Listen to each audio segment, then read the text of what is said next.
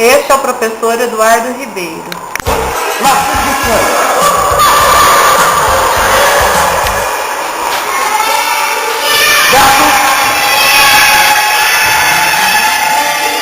Ratazana. Mais uma vez, ratazana. Olha!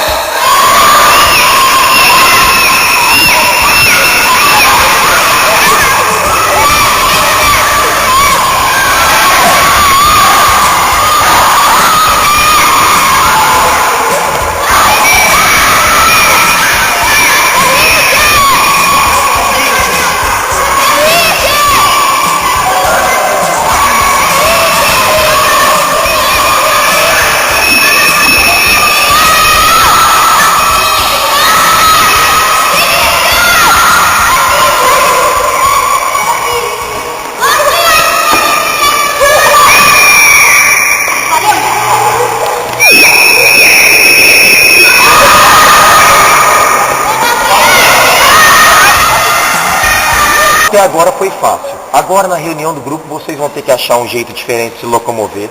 Pode de costas, de lado, de frente, com os dois.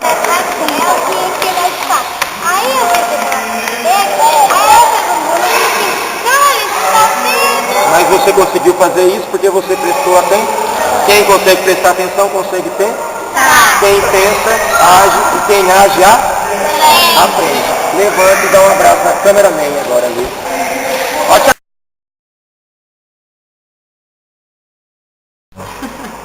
Eduardo, que ano você formou e qual que é a sua jornada de trabalho?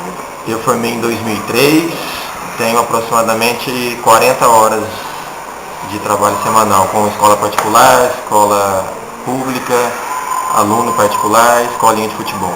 E qual que é a diferença da escola pública com a escola do particular? Basicamente a clientela, porque a escola particular é uma classe média alta. E aqui na escola pública é uma classe bem baixa. Mas a criança, trabalhar com criança é tudo igual. Os planos de aula são os mesmos para as duas faixas ou não? Não são os mesmos, porém com faixas etárias diferentes. O que eu consigo dar lá, aqui eu consigo dar a mesma coisa, só que para séries com faixa etária maior.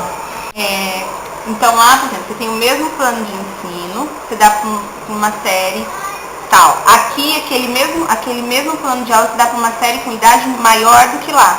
Não. É isso que eu falei. Não, que se eu trabalho aqui com o quinto ano uma atividade, lá, por exemplo, com o quarto, com o terceiro ano é possível.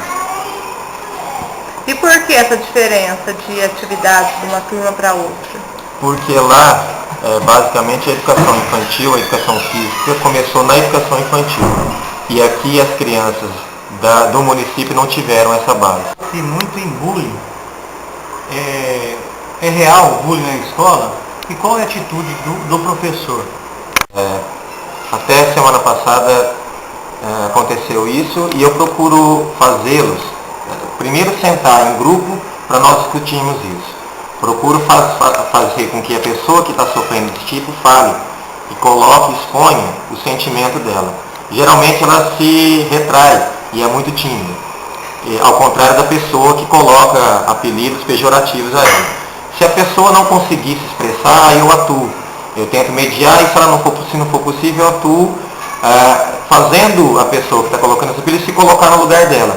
Então, até dei o exemplo que quando a pessoa acorda, sabendo que tem que vir para a escola, sabendo que ela vai ser xingada, ofendida, para ela é um fardo.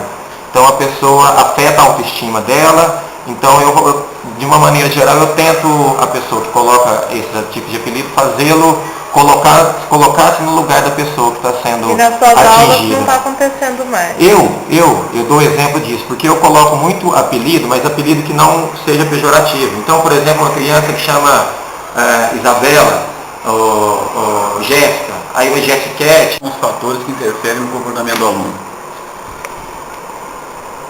Eu vou tentar responder aqui, mas de sopetão é difícil.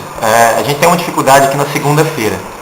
A segunda-feira, aqui na escola pública, na segunda-feira os meninos passaram sábado e domingo com os pais, ou padrastos ou tios. Então a segunda-feira é o dia mais difícil, porque eles vêm difícil achar um termo, mas vem numa situação mais difícil do que, por exemplo, na sexta. É só um exemplo pequeno do que acontece. Eu acho que o professor de classe também tem muita influência da maneira como trabalha.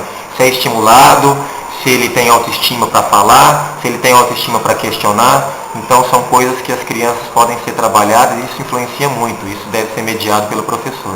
Então acho que são duas vertentes que domina essa pergunta. E como você atua nesse caso? Eu procuro sempre fazer a criança sentir a autoestima elevada mediante a sucessos, ao fracasso sendo trabalhado, sendo estimulados a criar, sendo estimulados a pensar, sendo estimulados a agir. Essa maneira que eu trabalho e procuro trabalhar em nossa quadra. Eduardo, quais são as disciplinas dentro da área da educação física que abrange o período integral? No período integral nós temos 3 áreas mais ou menos que a educação física é atuante. A minha, que é atividades corporais, dança e jogos de raciocínio e cooperação. E, na verdade, esses jogos de raciocínio era para ter sido xadrez, mas os próprios professores adaptaram para a educação física.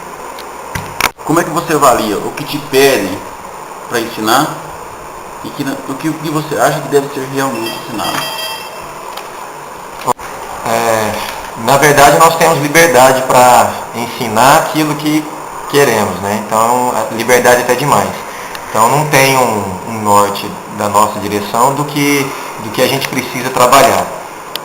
A gente trabalha à medida da maneira como a gente quer, do jeito que a gente quer, da nota, da maneira como a gente quer. Não tem um padrão, não tem uma definição do que nós vamos ensinar primeiro, segundo, terceiro bimestre, enfim. O nosso norte somos nós mesmos.